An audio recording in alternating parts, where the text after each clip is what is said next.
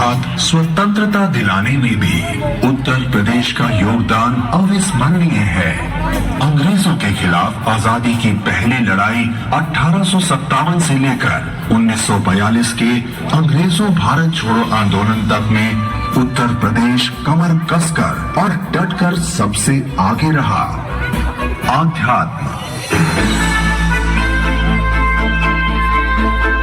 उत्तर प्रदेश चहुमुखी प्रतिभाओं का धनी है। जहां एक ओर युद्ध और आजादी की बातें हैं, वहीं दूसरी ओर इस राज्य की पावन भूमि आध्यात्म की मजबूत नींव पर सदा काल से अपने पांव जमाए टिकी है।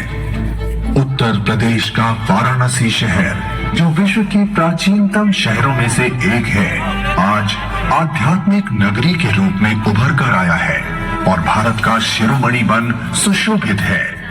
वाराणसी, जहां आज नित्य प्रति दशाश्वमेध घाट पर अनेक श्रद्धालु भक्तजन एवं पर्यटक गंगा आरती के दिव्य भव्य एवं अलौकिक दृश्य को देखने के लिए एकत्रित होते हैं। वहीं काशी विश्वनाथ मंदिर भगवान शिव को समर्पित सबसे प्रतिष्ठित हिंदू मंदिरों में से एक है।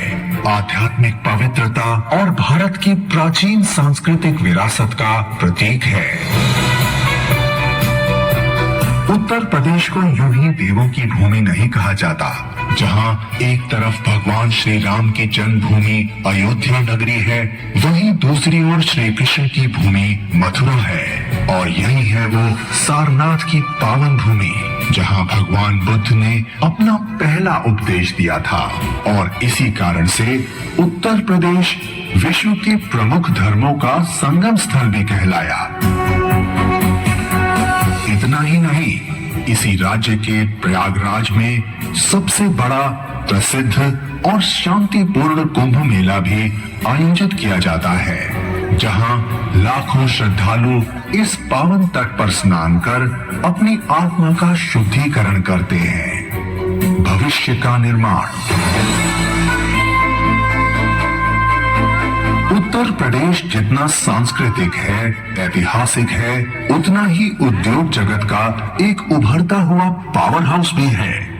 पिछले कुछ वर्षों में राज्य ने एक बहुत बड़ा और महत्वपूर्ण औद्योगिक परिवर्तन देखा है और ये परिवर्तन रणनीतिक नीतियों, बुनियादी ढांचे के विकास और व्यापार के उचित अनुकूल वातावरण से हुआ है। इससे न केवल रोजगार के अवसर बढ़े हैं, बल्कि इसने उत्तर प्रदेश को भारत के आर्थिक विकास के प्रमुख योगदानकर्ता के रूप में भी परिवर्तित कर दिया है। उदाहरण के लिए आज का ग्रेटर नोएडा औद्योगिक जगत में खासकर ऑटोमोटिव और इलेक्ट्रॉनिक्स के क्षेत्रों में विनिर्माण के लिए प्रमुख केंद्र के रूप में उभरा है। आज ग्रेटर नोएडा और यमुना एक्सप्रेस के आसपास के इलाके ऑटोमोटिव तथा इलेक्ट्रॉनिक उद्योगों के लिए हॉटस्पॉट बन गए हैं। होंडा, यामाहा और एलजी जैसी कंपनियों ने यहाँ विनिर्माण इकाइयां स्थापित की हैं। राष्ट्रीय राजधानी दिल्ली से निकटता और अच्छी कनेक्टिविटी ने इस क्षेत्र को औद्योगिक निवेश के लिए सबसे पसंदीदा स्थानों में से एक बना दिया है। उत्तर प्रदेश के औद्योगिक विकास को गति प्रदान करने वाला एक अन्य प्रमुख क्षेत्र है कपड़ा व्यवसाय और परिधान जगत। इसी राज्य में एक और शहर कानपुर, जो हमेशा से चमड़ा उद्योग के लिए जाना जाता रहा है, आज कपड़ा निर्माण क्षेत्र में भी आगे आ रहा है। होजरी के क्षेत्र में आज कानपुर एक बड़ा और गौतम बुद्ध नगर भी परिधान उत्पादन के क्षेत्र में उभरकर सामने आए हैं तथा निर्यात के लिए आगे आने को तत्पर हैं। इसी कारण से नोएडा को सिटी ऑफ अपैरल के नाम से जाना जा रहा है, जहां 4,500 गारमेंट फैक्ट्रीज और 10 लाख से भी ज्यादा लोग कार्यरत हैं। इस क्षेत्र में 40,000 करोड़ से अधिक मूल्य के परिधानों का उत्पादन होता है। ये उद्योग न केवल राज्य की अर्थव्यवस्था को बढ़ावा दे रहा है, बल्कि लाखों लोगों को रोजगार भी मुहैया करा रहा है। यहाँ लगभग 3 लाख महिलाएं भी अपनी आजीविका के लिए प्रशिक्षण और रोजगार प्राप्त करती हैं।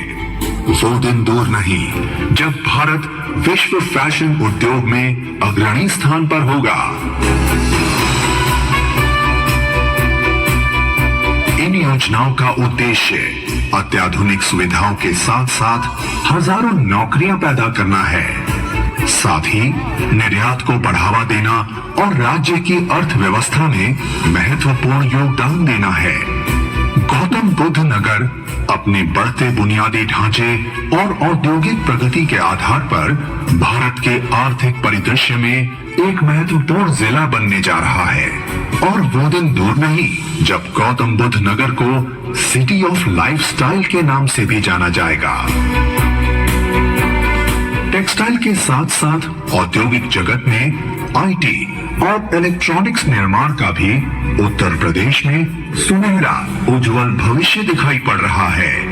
नोएडा पहले से ही आईटी सेवाओं का केंद्र बना हुआ है, इसीलिए कई बहुराष्ट्रीय कंपनियों ने यहाँ अपनी उत्पादन इकाइयां भी स्थापित की हैं।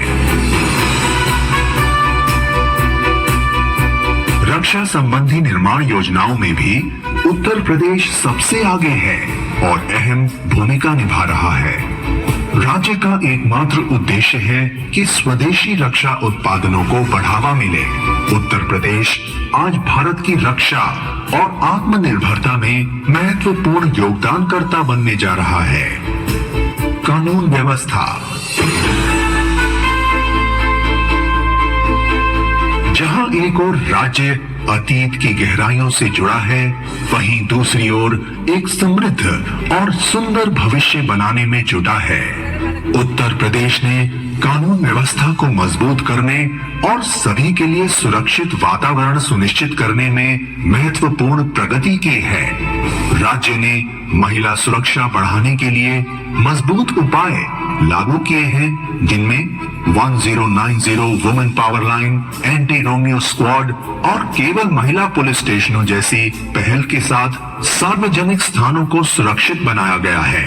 व्यवसायी अब अधिक सुरक्षित और पारदर्शी माहौल में काम कर रहे हैं, जिसका श्रेय जबरन वसूली और उत्पीड़न के खिलाफ सख्त कार्रवाई को जाता है, जिससे अधिक निवेश और अनुकूल वातावरण को बढ़ावा मिला है। माफिया राज को खत्म करने के लिए सरकार का कड़ा रुख गेम चेंजर रहा है, जिससे सभी नागरिकों के लिए शांति और न्याय सुनिश्चित हुआ है।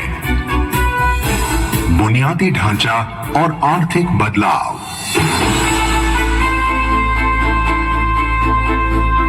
राज्य ने हाल के वर्षों में विशेष छू रहा है और सबसे खूबसूरत बात यह है कि जहां एक ओर राज्य प्राचीन सभ्यता को समेटे हुए है, वहीं दूसरी ओर आधुनिकीकरण के चमत्कारों को भी खुद में संजोए हुए है। तो चलिए आज हम और आप एक साथ मिलकर तलाशते हैं एक ऐसे अद्भुत राज्य को जहां के कण कण में छिपी है ज्ञान, विज्ञान और आध्यात्म से जुड़ी अनगिनत कहानियां, जो सुना रही है उत्तर प्रदेश की उल्लेखनीय प्रगति और परंपराओं की दास्तान।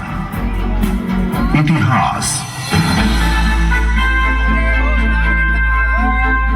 उत्तर प्रदेश एक ऐसा राज्य